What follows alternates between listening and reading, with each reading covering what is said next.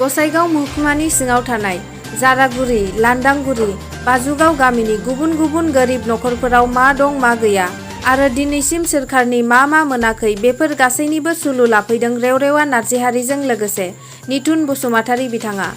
आरो थफ्लासे जाग्रा आदारबो राननानै होदों बिथाङा आरो गोरिब नखरनि गोनां जानाय फोरमान बिलाइ आरो जब कार्ड, रेशन कार्ड बायदि बायदि बानायनानै होनो भिसिडिसि चेयारमेननो बिथोन होलाङो बिथाङा। लानाय बायदि जोङो बिटिसिआव गासिबो समस्थियाव 40टा समस्थियाव प्रत्येक समिस्थिनिजों लोगोसे प्रत्येक भिसिडिसि लेभेलाव प्रत्येक गामियाव बबे गामियाव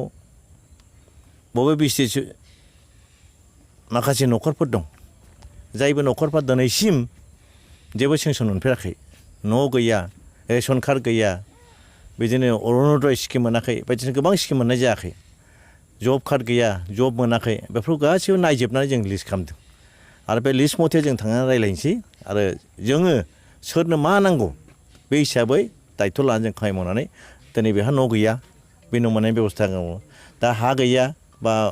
बेहा सेपारेसन जायाखै, बेनि बेबस्थाखौ जों चेयारमेना खालामगोन। बिदिनो गासिबो खालामदों दिनै गासिबो रिपर्ट लादों आरो जों दिनैहाय बहाय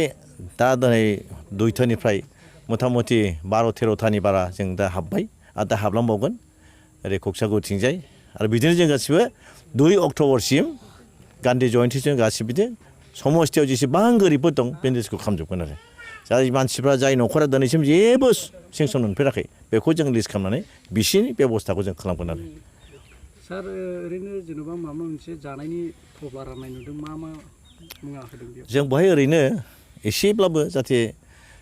आखाइ गोजा फैस्लायस्लाय जों एसे फिसा जिनिस लाना फैदों। बेवहाय दालि दं, बिस्कुट दं, आथा दं, ओमफ्राय बिदिनो थाव गोथां दं, संख्रि दं, ओमफ्राय आपेल दं, ओमफ्राय ओरै सार्फ दं, साबोन दं, जों बेखौ होफैदों आरो दा बेखौनो जाहाथे बिथांमोना एसे गोसो गोजा नाजावथ'यो। मानोना दाबो जोंनाबो सरखाराबो जेबोआनो जायाखै, 8 मासल' सरखार जादों, दिनैसिम थाखा फैसा गरसे मोननाय जायाखै। फैसा थाखा मोननानै जेब्ला बाजेटफ्रा थिग जागोन अब्ला निस्सय